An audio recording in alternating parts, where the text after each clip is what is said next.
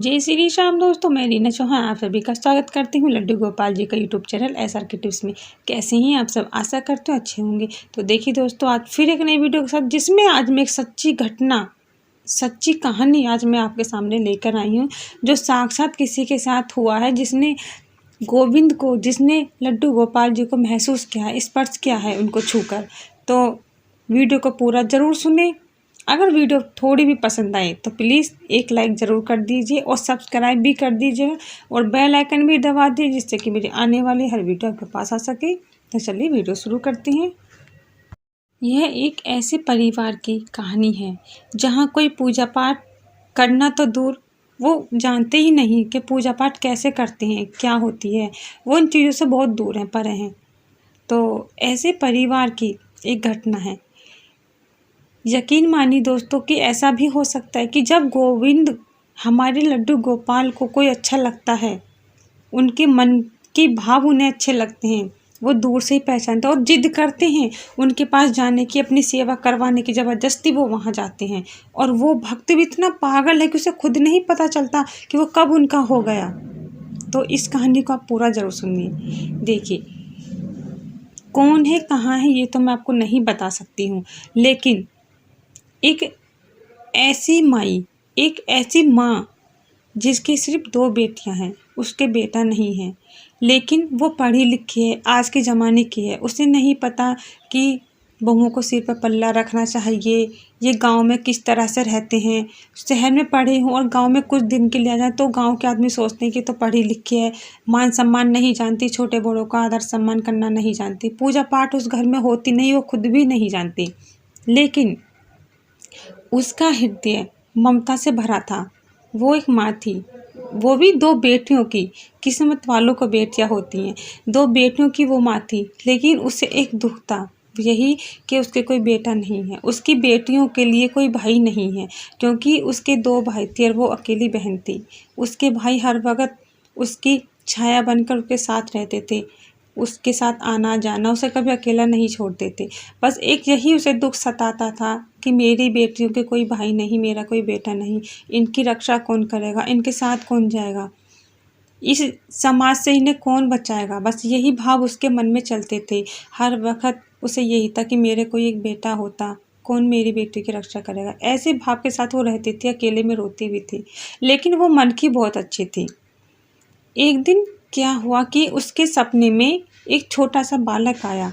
एक लड्डू गोपाल की प्रतिमा उसके सामने आई और जैसे उसने अपने घर बताया, अपने पति को उसने बताया, कहा कि कोई बात नहीं, ये तो होता रहता है, चलते रहते। लेकिन अचानक से वो कहीं घूमने गई तो उसने लड्डू गोपाल जी की प्रतिमा बाज़ारों में, मार्केट में जो दुकानें होती हैं वहाँ रखी हुई देखी। उसने कहा, देखो देखो, ऐसा ही बालक, ऐसे ही छोटा सा बच्चा, बिल्कुल ऐसा ही मेरे सपने में आया था, ये मुझे चाहिए। और उसकी आंखों में एकदम से आंसू आ गए। जैसे ही उसने अपने पति से जिद करी, उन्होंने कहा, ठीक है, अगर तुम्हारी इच्छा है तो ले लो, लेकिन कि कौन है, कहाँ है, ये तो हमें नहीं पता। लेकिन उसने यूट्यूब पर देख देख कर सब काम उसने करा। उसे पता चला कि ये कौन है, कैसे इनकी सेवा होती है, वो करती रही करती रही। लेकिन मन में उसे कभी ये नहीं लगा कि वो मेरे बेटे हैं, लेकिन वो उनकी, उसके मन में ममता भरी थी। वो एक माँ का बहुत ही अच्छा रूप था, जिसने लड्डू गोपाल जी की सेवा करी, क्योंकि लड्डू गोपाल जी खुद उसके पास आना चाहते थे। उसने उन्हें नहीं बुलाया, वो खुद उसके पास आना चाहते थे, क्योंकि उसका मन सागर की तरह पवित्र और भरा हुआ था ममता से। इसलिए लड्डू गोपाल जी खुद चलकर उसके पास आए।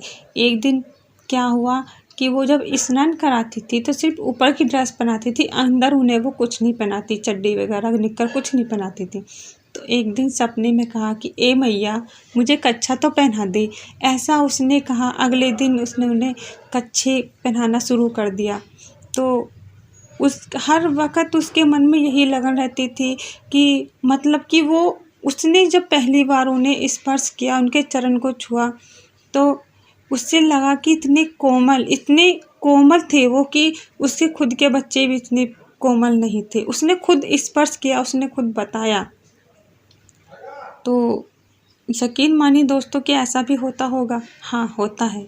जो मन के पवित्र होते हैं, जो मन से साफ होते हैं, हमारे भगवान उनके पास ज़रूर जाते हैं, खुद बिना बुलाए जाते हैं। तो उसने स्पर्श किया, उनको छुआ, और बस इसी बात का उसे दुख था कि मेरे कोई बेटा नहीं है। लेकिन उसने प्रभु से एक सत्संग में वो गई, वहाँ गुरुजी से उसने अपने मन की सारी बातें कही और उन्होंने उसे समझाया कि ये लड्डू गोपाल क्या तुम्हें माँ बुलाते हैं? कहने लगी हाँ, कितनी बार बुलाए? कई बार उन्होंने मुझे सपने में माँ कहा है। जब ये माँ कहती तो तुम इन्हें अपना बेटा क्यों नहीं बनाती हो? तुम्हें ऐसा क्यों लगता है कि तुम्हारा कोई बेटा नहीं है? अरे ऐसे बेटे, ये बेटा तो किस्मत वालों को मिलता है, तुम नहीं पहचान पा रही हो। अब तुम्हारी बेटियों की रक्षा कौन करेगा? यही तो करेंगे, कदम कदम पर करेंगे। इस तरह से समझाते हुए गुरुजी ने उनसे कहा कि तुम बहुत किस्मत वाली हो, जो ऐसे माहौल में रहकर भी तुम गोपाल जी की सेवा करती हो। ऐसे घर परिवार में रहकर खुद गोपाल जी तुम्हारे साथ पास चल कर आए। इतनी किस्मत वाले हजारों लाखों में कोई एकाध ही होता है। तो अब से कभी ये मत कहना कि तुम्हारे कोई बेटा नहीं है, यही तुम्हारे बेटे हैं। जो जगत का बेटा है, जो पूरी दुनिया की सृष्टि का रचयिता है, वो तुम्हारा बेटा है। इससे और बड़ी बात क्या होगी? और तुम्हें कैसा बेटा चाहिए? उसकी आंखों में आंसू बरसते थे और वो बस यही कहते थे कि मुझे हर वक्त ये लगता है कि कहीं ये गिर ना जाए, इन्हें कोई दुख तो नहीं है। मुझे अपनी दोनों बेटियों की इतनी चिंता नहीं जितनी मुझे लड्डू गोपाल की चिंता होती है। तो गुरुजी ने कहा क्यों? क्योंकि तुम्हारे मन में इनके प्रति लगन है, और लगन जिसके मन में इनके लिए हो जाती है वो इनके हो जाती है, और वो अपना उनको बना लेते हैं। अब तुम कभी ये मत कहना, कभी परेशान मत होना, कदम कदम पर तुम्हारी ये रक्षा करेंगे, तुम महसूस करना, देखना। तो ऐसा कहकर गुरुजी ने उन्हें धन्यवाद दिया। तो देखिए दोस्तों, ये सच्ची घटना है, ऐसा होता है, ज़रूर होता है, हर भक्त के साथ होता है। तो इसी के साथ जय श्री श्याम, राधे राधे।